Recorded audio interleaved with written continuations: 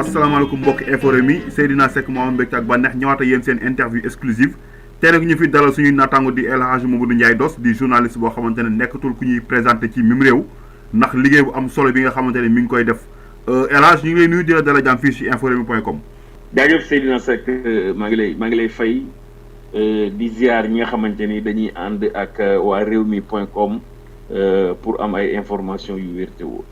wax naa ko léegi journaliste nga yàgg nga ci jaar nga tamit fu bëree bëri mais tekkaar lañ la xamee woon mais moment bi dañoo gis El Hadj Mamadou Ndiaye Doss génn def ay chroniques yoo xamante ni wax dëgg yàlla yaa ngi ci wax yu am solo lan moo la lan moo la déclenché ban colère nga àndal parce que dañuy gis aussi aal ak xadal nga ciy àndal. waaw mais ma jéem a corriger foofu du aal ak xadar parce que mais tàng na de. waaw parce que xam nga man j'ai une grande gueule. comme ni ko tubaab di waxee. maanaam man à chaque fois su ma daan wax maa ngi fàttaliku bu ma nekkee xale. même man damay jàpp ni ndànk laay wax mais su ma yaay daf ma doon wax naan ma waxal ndànk. yaa ngi yuuxu même ci su may wax ak su may morom. damay wax gars yi dañ naan ma non yow da ngay yuuxu rek quoi man leen non du question yuuxu je suis naturellement comme ça. yàlla moo ma bindee loolu. et puis bon ñu bari tekkaaral lañ ma xamee woon ba tey maa ngi ci ba tey maa ngi ci parce que quand je travaille pas dama naan tekk mais nag wax dafa jot parce que boobaak léegi ñu ngi noppi woon waxuñu dara c'est parce que dañu doon observer on avait un nouveau président boo xamante ni dafa ñëw ci moment boo nga xamante ni ñu bari ci population bi dañ ko doon xaar bi président bi ñëwee entre deux tours am na lu mu fi digge woon loo nga xamante ni ñun dañu ne woon gong peut-être Sénégal bi ñu bëgg Sénégal bi ñu yaakaar Sénégal bi ñu doon xalaat jóge na ci loxo ya mu nekkoon ñeent fukki at ñëw ci yeneen loxo fukki at ak ñaar ñu ne jàpp nag loxo yi muy tàbbi mooy loxo yi gën ndekete boobu duma ni mooy loxo yi yées waaye moo ko loxo yi fi nekkoon rek ñoo yem donc nag ñu ne jot na du ñu critiquer kenn parce que suñu maqaama yeggul foofu du ñu saaga kenn parce que suñu daraja weesu na foofu waaye tamit nag comme am nañu sañ-sañu soññi suñuy kilifa ñu barkeeloo ko est-ce que liggéey journalisme la waaw journaliste bi xam nga journaliste bi dafay toll benn instant boo xamante ni dafay nekk ci position d'alerte man ci position d'alerte laa nekk un journaliste d'investigation su defee ay investigation ba pare danaan attention kat lii ngi bëgg am wala attention kat président yaa fi waxoon nangam mel na ni loolu da nga ko fàtte yaa ngi dugg nangam yaa ngi dévier ci sa yoon c'est-à-dire en fait position bii ma taxawee du position critiquer ma Samba wala ma Demba mais position la boo xamante ni dama ciy soññ ma Samba soññ ci ma Demba pour dérive yi nga xamante ni moom la ñu doon jooy ba taxoon 23 juin am ba taxoon 27 juin am ba taxoon 29 juin am lu mel noonu laay bañ te dama gis ni mi ngi raam bu ñu xoolee sur 6 ans yi gis nañu ni lu bari loo nga xamante ni dafa nuroo ak li fi nekkoon te ñu ko doon xeex ngir bañ nag mu ëppi loxo moment bu mu ñëwee mooy moment bi nga xamante ne tey fi ngay liggéeyee tey mooy sa PDG dafa samp ndëndëm ñu bari ne tey est-ce que nekkul Bougane moom mooy jéem a ruux Mamadou Ndiaye Doss pour muy mën a wax di critiquer politicien ba nit ñi war leen a mën a wàcc fële. moo wax la benn mbir alhamdulilahi rabbil alamin man ak Bougane Gueye Dany on a cheminé ensemble depuis 2002 ba léegi. depuis je pèse bien mais moom depuis mën naa ne sax depuis 2001 ba léegi. Bougane pour la petite histoire. moom moo jógee Walfadjri dem voyage. waaw Walfadjri débauché ma fi ma nekkoon pour ma ñëw remplacer Bougane. bi mu jógee ci voyage boobu ñëw aussi tamit comme man ak yow ñu ngi demee entre frères on discutait de tout et de rien ci biir rédaction xam nga ba nii ñu yegsee fii yàlla kartanal ko mu am li muy am xam nga ba ñu ne ñun lii mu am suñu mbir la war nañ cee mën a ñëw dugal ci suñu loxo du ñëw liggéey waaye ñëw indi suñu contribution suñu pierre à l'édifice pour mu jëm ca kanam te yàlla mi ñuy dimbali je pense que ni depuis 2011 ba léegi bi ñu ñëwee groupe des médias ñun jigéediwuñu groupe des médias kon loolu ñu ngi ciy sant yàlla bu baax a baax a baax waaye ama jëmmi nag Bougane moo ni ma nangam wala nangam Bougane ba may dos ba léegi benn baat la ma mës a wax te loolu c'était en 2002 mais booy def revue de presse boo bëggee revue de presse bi neex da ngay ut ay transition boo bëggee revue de presse bi neex da ngay dem ci billet yi nga xamante ni mi ngi nekk ci le matin mooy daw coow boo ko xoolee nga mën a chuter sa revue de presse chute boo nga xamante ni bu xoromu lay nekk parce que comme moom bi muy def revue de presse il avait le sens de l'humour boobu moom la bëggoon képp koo xamante ni da nga nekk Walfadjri di def revue de presse comme moom nga am ko et yàlla dimbali nañ ci loolu mais depuis 2011 ba léegi Bougane mësuma wax Ndiaye Doss lii ngay def ci sa liggéey c'est pas parce que daf ma ragal de moom këram mais dama xam suma liggéey am liberté boo xamante ni maa ko utal sama bopp du ma Samba moo ma ko utal du ma Demba moo ma ko utal gis nga li may def nii yëpp ak li may wax yéen ak Bougane yéen a ci yem yéen ak Bougane yéen a ci yem au contraire moom daf may woosa naan ma sawaay yow moom yow tàng nga de ma ne ko sawaay dëgg sa liggéey rek parce que moo yee wax la tàng na parce que te bu ñu xool tamit tiir yëpp ci côté gouvernement bi lay jógee tey jii dañu xool day am na sa ñoo xam dañuy jàppee que ni c'est vraiment vous êtes un opposant quoi waaw mais xam nga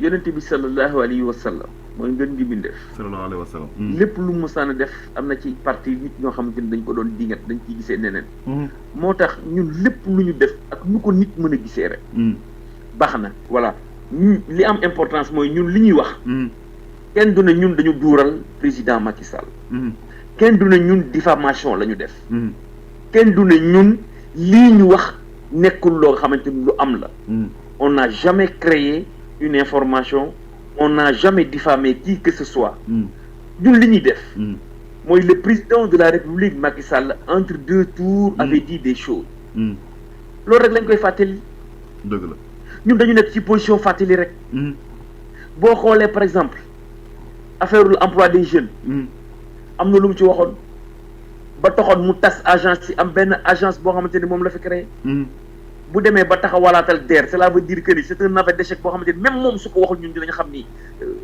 idée de départ ba mu amoon ak bii mu def nii am na différence bu ci am xam nga bu ñu xoolee par exemple TER bii nga xamante ni ñu ngi ci def 600 et quelques milliards et que le Sénégal ci lu ñu wax dafa waaw ci lu ñu wax ëpp na ko ça fait 1000 nangam milliards alors que le Sénégal dafa c'est un pays endetté ñun suñu dette globale mi ngi toll ci 5000 nangam milliards suñu budget ren ñu ngi jéem a góorgóorlu pour mu egg 4000 nangam milliards xam nga c'est-à-dire en fait le Sénégal est dans le besoin bu fekkee ni le Sénégal est dans le besoin suñu kilifa yi di ñu ko nëbb dafa am un problème boo xamante ni moom mooy am li wér te wóor moom moo di ni ñun ay sénégalais lañu mënuñoo am lu gën Sénégal dëgg la mënuñoo amit xam nga yéen ñi nga xamante ni yàlla def na yéen a ngi nekk ca bitim réew di fa dund ñàkk pexe moo tax nga fi dund mais ku amoon pexe di nga ñëw nekk mariste wala nga nekk feneen ci sa njaboot madame di la gis les enfants di la gis yaay booy di la gis frère ak sœur yi di la gis mais boo fi génnee dem c'est parce que réew mi dafa naqari li tax mu naqari kilifa yi ñoo joué wul rôle bi ñu war a joué dëgg la donc problème boobu mu am dëgg la moom moo tax ñu ne ñun nañu toog kilifa yi ñoo joué wul rôle bi ñu war a joué ba tax tey assemblée nationale tamit li nga xamante ni moo fa xew muy ñombee tamit loolu du ñu la am ba bàyyi la tamit te duñu la si laaj sa xalaat assemblée nationale 13e législature bi mooy la déception c'est une honte pour tout le Sénégal parce que du ma wax sax yeneen législature yoo nga xamante ni amoon na du ma ko wax mais damay jël 11e législature ci jamonoy Abdoulaye Wade 12e législature ci jamonoy Abdoulaye Wade 13e législature bi ñu bari jàpp ne 11e bi ni mu meloon ak 12e bi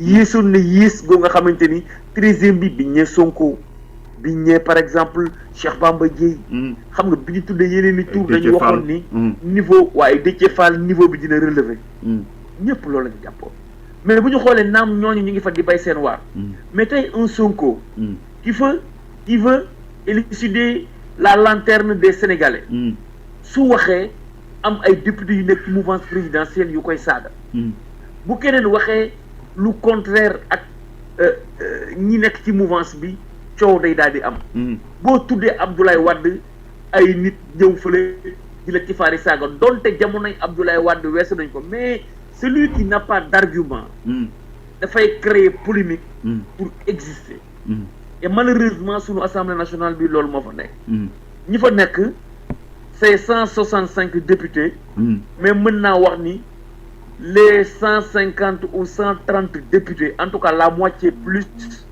amuñu benn argument c'est des benn oui non tàccu yëkkati loxo xam nga am na ñoo xamante ne dinañ toog assemblée nationale ba législature bi jeex duñ fa mës a jël kaddu moo tax mode scrutin bi ñun li ñuy wax mooy il faut ñu xoolaat ko il faut ñu xoolaat nga xamante ne ay primaire day am Seydina mi nekk ci koñam wala mu nekk ci circonscription bi ci commune bi bon 500 et quelques communes ñoo am ci Sénégal bu ñu defee commune bu ci nekk am ay candidats yooyu ñu voté au niveau des communes kenn génn fa mu nekk 500 et quelques ñu am nag benn scrutin boo nga xamante ni dañu koy def ñoom ci seen biir ñu fal 165 députés su ko defee kenn du wax ni man député ministre bi moo tax mu nekk loolu moom kenn mënu ko fa jëlee moom loolu moom mënuñ ko fa jëlee nangam ak nangam bon waaw mais il faut ñu jéem nag Seydina il faut ñu jéem parce que nous sommes très en retard par rapport ak yeneen pays nous sommes très en retard par rapport ak yeneen pays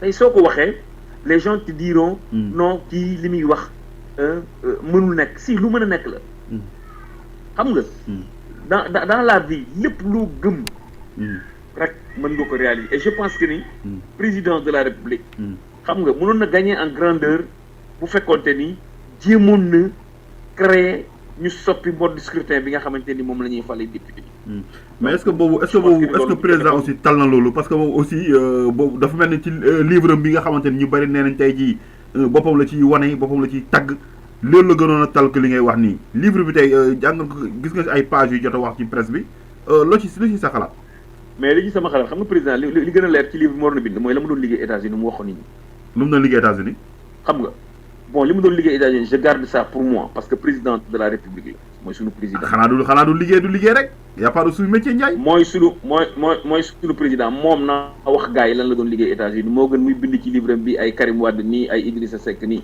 xam nga kon cela veut dire que ni dualité bi gars yi doon wax entre moom ak Idrissa Seck te ci ay jamono en 2004 li may wax ni Sada Ndiaye mën a nekk témoin en 2004 am na problème boo nga xamante ni amoon na et pourtant boobu kenn indiwul dualité entre moom ak Idrissa Seck les gens ont tout fait ba nga xamante ni moom moo nekk au devant de la scène affaire Karim Wade bii nii li ko indi xam nañu ko mooy festival des arts nègres bi nga xamante ni dañ ko fi doon def ñu indi woon ko pour léegi jëm non pour OCI bi waaw festival ak OCI bi ñu jéem a xool OCI bi naka la ñu utiliser xaalis bi loolu problème moo ko indi ñu bari dañu wax ni Karim Wade wala Macky Sall du nawlab Karim Wade kon su bindee livre bi ni ñaar ñooñu mu doon dàq démb tey ay nawleen lañu y a un problème qui se pose kon war nañ ko mën a laaj président de la République man livre bi gisuma utilité li man dos est-ce que nit ñi aussi dañ doon xaar livre boo xamante ne aussi def na ci ay réalisation yi nga xamante moom lañ ko fal boobu ba tey mais lu ci ëpp moom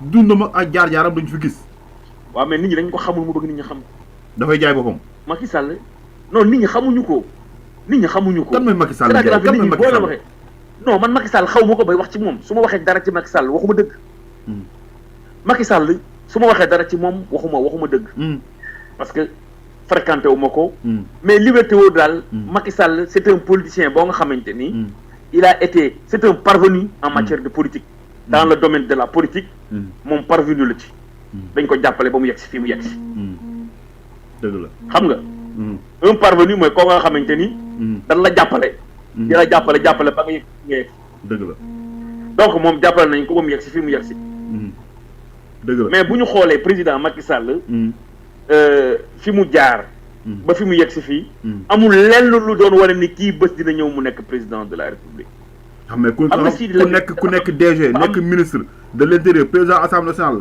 président sax moo ko dese woon mais ñaata nit ñoo fi nekk ñaata nit ñoo nekk président assemblée nationale ñaata nit ñoo nekk premier ministre après ginnaaw nekk ci ginnaaw bu dee jaar moom macha allah jaar na fu mu war a jaar yëpp ba war a nekk président moom kay compétence bi la ñuy xool ak mën jaar yi mu jaar est-ce que jaar yi président Macky Sall jaar ci foofu yëpp nga wax est-ce que am na compétence waaw mais président Abdoulaye Wade nee na Macky Sall moom moo ñëw di déterrer les chantiers yi nga xam ne daanaka Idrissa Seck dafa leen suuloon loolu waxi politique la.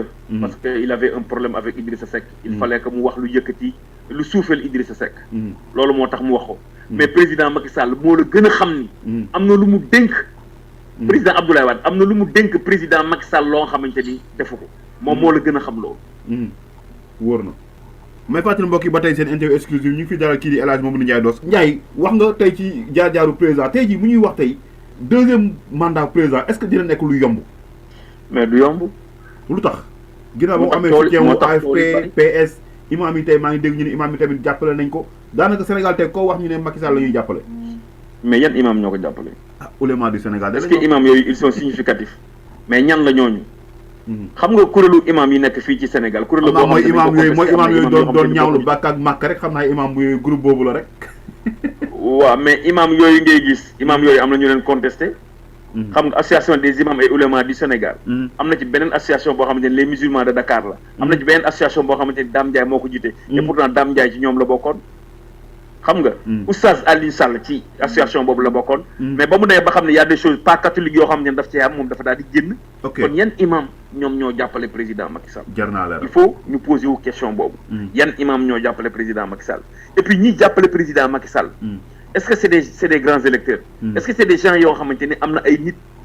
yu topp ci seen ginnaaw. seetal ñi ànd ak président Macky Sall ñëpp ay grosse pointure la ñuy nekk. xam nga ay dinosaures la ñuy nekk ci wàllu politique. mais ku ci wax rek sa base danaan la ñun dañ lay désavouer du ñu ànd ak yow. seetal li ma la wax. président Macky Sall buy pêcher gros poisson. dañ rek lay pêcher mais ñeneen ñi ànd ak gros poisson boobu ñëpp mooy poisson yu ndaw ndawaan ñoom ñëpp dañuy dawaat dellu ci biir géej gi.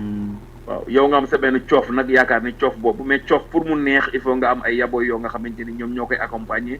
ndax yabooy bu amul woon yax baadoolo du ko lekk il faut nit ñi xam ni. du jëmmi leader bi rek. mais la base ñoom ñoo am important. quand tu as le leader alors que tu n'as pas la base. c'est 50 000 fois bien.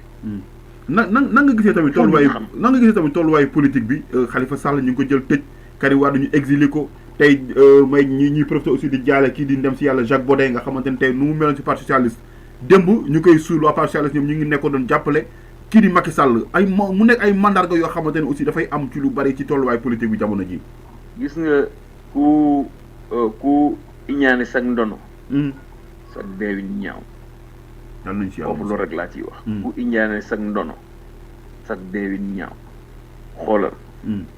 Moustapha Dias bi muy dugg ci politique Macky Sall ju doogu nan la tudd le président du Haut Conseil des collectivités territoriales ba muy dugg ci politique Macky Sall waxambaane la waaw loolu rek misaal la dama ni ku injaane sag ndono sag deewi ñaaw foofu loolu laa ci wax jàpp Khalifa Sall bi parce que Ousmane waaw mais Khalifa Sall mbiru yoon la ñoom li ñu wax man personnellement waxuma question de lu logique laa wax Khalifa Sall li mu def depuis mairie de Dakar nekkee mairie de Dakar ba tey caisse noire caisse ba dafa nekk caisse d'avance bi dafa nekk mbooleem maire yi fa jaar yëpp ni Khalifa Sall def lañu def ci xel mënoon a nangu li Mamadou Diop ndam si yàlla si wax maire yi fa jaar yëpp ba ci Khalifa Sall ñoom ñëpp waroon nañ leen a mën a woo ñu toog xam nga ñu ne leen nangam ak nangam ak nangam yéen da ngeen di rembourser comme ni Khalifa Sall di rembourser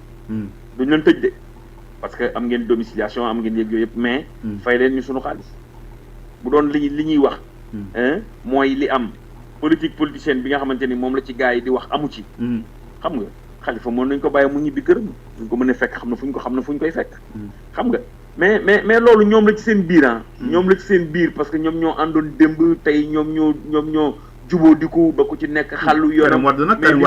Karim Wade moom ñu ne ko teg tànk yaa ngi toog Qatar suñu xaalis war nga ko mën a ngembal mais boo ñëwee da nga koy fay wala ñu tëj la mais tànk yaa ngi toog foofu rek jàmm yam xam nga tamit loolu tamit dafay indi day delluwaat aussi coowal politique bi ba tey. cela veut dire que ni man damaa bëgg man rek. képp koo xamante ni jàpp naa ne ba ma ajee ci kaw da ngay téen te am na nu muy demee yow yaa may sut boo dugalee sa loxo man damay yëkkati samay tànk xam nga pour mën a jot mais yow da ngay taxaw pour jot yow naa la éliminer xam nga c'est de bonne guerre bon ni ma ko xalaatee mooy le président il est là bëgg na deuxième mandat jàpp na ni diw ak diw mën nañu ko gàllankoor mu ne naa leen pousse je dis pas que ni loolu la. je dis pas que ni loolu la parce que mbiru yoon la. et puis comme man maîtriser wu ma mbiru yoon bëgguma xuus lool ci mbiru Karim Wade ak Khalifa Sall. mais li wér te wóor daal mooy li xel nangu mooy. Khalifa Sall doon na def lii. ada yoon da koy aaye. ñeneen ñi fi jiitu doon nañu ko def. ñooñee nañ leen woo yett wi dal ci kaw Khalifa Sall dal ci seen kaw. Karim Wade dafa yore suñu xaalis bu demoon fii ba Chine ak feneen fu mu mënti dem. daf ñoo war a fay suñu xaalis waaye du ne rek boo toogee ni mokk kenn déggu la. xaalis bi lew na waaye bu dee da ngaa jóg ñëw ci biir réew mi da nga ñoo war a fay. loolu itam warul bu dee loolu la it warul. dëgg laaju mujj bi tey dafa am ñoo xamante ne dañoo jug taxaw mosu leen ràññee ci wàllum politique bi tey jii luñ comme ni ñu naan les politiciens traditionnels ñoom bokkuñu si ñu samp seen ndënd ne dañoo bëgg a bokk suñu laaj réew mi ñu si mel ni ñoom Bougane Gueye Dany ñu si mel ni ñoom Ousmane Sonko ak ay Hadjibou Soumaré ñeneen ak ñeneen naka nga gisee candidat yooyu seen chance ak seen fort ak seen faiblesse. waaw xam nga dafay wane ni rek dafa am nouveau wala nouvelle situation boo nga xamante ni moom la Sénégal toll.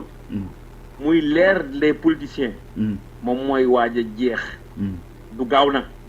mais l'ère des politiciens. moom mooy waaj a jeex. et puis boo xoolee dafa am. ñaari type d'électeurs. mooy les intellectuels ak ñoom ñeneen ñoo xamante ni mooy beneen classe bi. boo xoolee ñi féete ci kaw gi instant bii may wax ak yow nii. ñi féete ci kaw gi am na benn candidat boo xamante ni moom la ñu jox bopp te candidat boobu du politicien. muy kan. boo xoolee intellectuels yi. Seydina je garde ça pour moi. boo xoolee ñi nga xamante ni ñoom ñooy les intellectuels. am na kenn ku ñu jox bopp koo nga xamante ni donte am na parti politique. waaye bi ma amee parti politique 2014 la am parti. et puis actuellement nii. jàpp nañu ni moom mooy la personne idéale pour remplacer président Macky Sall. gis nga ñoom ñaar ñooñu bés bu ñu booloo. kii monde rural bi àndal ak kii intellectuel bi àndal. ba mais kan la monde rural bi àndal ak ku intellectuel bi àndal ñu mën a xam. dama ni la ñaar ñooñu dinaa ci ñëw parce que dama la wax ni la. am na ñoo nga xamante ni dañu ni candidat lañu à la candidature. bu ñu demee ba 7 sages yi wax ni diw ak diw ñooy candidat. dinaa leen wax ni leen am na ay ci ñii am na ci ñoo xamante ne ay franc-maçon lañu. ah bon ci ñii am na ñoo xamante ni lobby juif yi ñoo leen di jàppale. ah bon ci ñii am na ci ñoo xamante ni lobby góor jigéen yi ñoo leen di jàppale ñii la population sénégalaise moom moo leen di jàppale. moo tax man la su ma ko waxee rek. dinaa jiitu paaka ci mbaram. te bëgguma loolu. dëgg la xam nga parce que am na ci ay candidat la candidature yoo nga xamante ni bu ñëpp nag de. am na ci ñoo xamante ni dañu leen di gis ñuy waxtaan ak juif yi. am na ñoo xamante ni dañu leen di gis lobby góor jigéen ñi dañuy waxtaan ak ñoom. am na ñoo xamante ni ñu ngi yow yaa leen di gis xanaa ay franc-maçon lañ. li ma la wax lu leer la li ma la wax lu leer la. li ma la wax lu leer la am na ci ñoo xamante ni seen campagne. électorale loolu dama koy wax waa OFNAC dama koy wax du OFNAC am na ci beneen kuréel boobu waa CENTIF. nañu vigilant surtout waa CENTIF nañu vigilant xaalis buy dugg ci compte yi nañu xool xaalis boobu fu muy jógee ñu ngi koy def de waa CENTIF ñu ngi def seen liggéey ba tax am na ci patron yu bari yoo xamante ne dañu am problème. loolu rek misaal la am na ñoo xamante ni mënuñu laa may 1 million. mais tey fukki dërëm mënuñu la kaa may. am na ñoo xamante ni ba Moussa na ñëw ba ne ñu may la 1 million. dëgg la te tey fukki dërëm mënuñu la ko may. dëgg parce que CENTIF am na liggéey bu muy def. waxtaan bi en tout cas am na solo. mais tey waxoon naa mooy day mais tey wàllum société mënuñu la si am aussi ba bàyyi la te duñu la ci laaj parce que tey wala ñuy def benn tour d'actualité rek Ndiaye dañoo seetlu léegi wàllum ray bi dafa bari Sénégal te xamewuñu woon lii sénégalais yi rawatina tey woy bëggante yi ñoom ñooy reyante seen biir phénomène bi noo ko mën a jàngatee. waaw man ni ma ko mën a jàngatee mooy ñàkk bu jéggi dayoo. ñàkk bu jéggi dayoo ba ku nekk da ngay possessif yaakaar ne li nga yor bu la rëccee da ngay torox ba faw te loole nag li ko waral mooy jikko yi nga xamante ni dañu yàqu. ñen ñoo yàq jikko yi mooy politiciens yi nga xamante ni ñoom ñoo yoroon a réew mi ba population bi nekk à l'aise ñoom ñu jël lépp jaawale seen poche ak poche askan bi. xam nga am na ñoo xamante ni àndatuñu ak seen ngor am na ñooñu àndatuñu ak seen sago. ndax mett ak xatuwaayu jamono moom lañ jiital ba lu ñuy dugg ci lu bari dañ ci dugg ba ci biir di ko rëccu. kon faw nag ñu conscientiser leen. moom ak taxaw seetlu goo xamante ne dañ koy def ci ku nekk ci ñun. xam nga su ko defee ñu jéem a defaraat jikko yi defaraat toogaay yi. dëgg la kilifa yi ñooñu war a mën a dimbali ci loolu. su ko defee rek yaakaar naa ne lu bari luy am ci réew mi mën na wàññe. parce que bu ñu soppee jikko yi rek lu bari dina wàññi. am na solo waa Infos Rewmi yëpp ñu ngi lay gërëm bu baax di la sant Mamadou Ndiaye Doss am kontante bu baax doon la dalal fii si interview exclusive ana looy tàggatoo. waaw mais di gërëm ñëpp rek di soññi itam askan wi. ñu bàyyi seen xel bu baax a baax que ni réew mi. sunum réew la.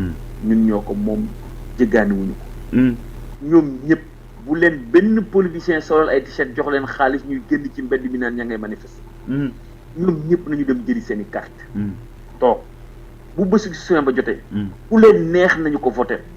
parrainage bi itam nañu am seen fulla ak seen fayda ngalawaay bu kenn ci ñoom jaay sa ngor. bu kenn ci ñoom xool nit ñi dama ko rus defal na ma nangam kon moom lay parrainé. nañu segg xoolaat bu baax ndax juróomi at ci sa dund koo koy dénk war naa doon koo nga xamante ni ku la doy la. te it nañu xam ni Sénégalais bi dañ leen di wax ni leen ñoom mënuñoo fal. folli rek la ñu mën. ngalawaay ci scrutin bi na Sénégalais yi fexe. ba à la face du monde ñu wan leen ni ñun ni ñu mën a follee. noonu la ñu mën a falee. te ni ñu koy xoolee mooy xool critères yépp ci candidat yi. xool seen i critères ku ci nekk ñu xool programme bi nga xamante ni def nga ko. ñu xool programme boobee ndagam programme la boo xamante ni da nga koy def nii rek. profession de foi la. wala boog itam yow programme bu wér te wóor boo xamante ni mën na jubbanti Sénégal. ñu xool ci gën ci Sénégal ñu fal ko yàlla na ko suñu borom bi def. yàlla na suñu borom bi may ñu dégg ak topp. amiin su ma nee Ndiaye monsieur le maire si Kambaaw xam naa du beneen émission dina si ñëwaat parce que ñaan ma yàlla mu yem si bi si daje. mu nekk koo xamante ni vraiment dama koy remercier woon personnellement tey su ma demee ba ñeme tey ci wàllum presse mën naa wax ni moom mii la loolu moom tey laa koy mus a wax ndax moom mu njëkk a taaj si plateau télé ma toog ci Walfadjri di ma encourager tamit ci liggéey bi di ma soutenir di ma conseiller man c'est un grand frère pour man donc moo tax vraiment suñu waxtaan nii la mën a demee du ñàkk nag dinañ waxtaan ay yenn yu bari ci ay points yu bari yoo xam ne aussi ci émission yii di ñëw la man ak moom di ko gërëm baax di ko sant di ko ñaanal jàmm fu mu nekk aussi yàlla na ko yàlla defal jàmm Mamadou Ndiaye Doss maa ngi lay nuyu bu baax moo grand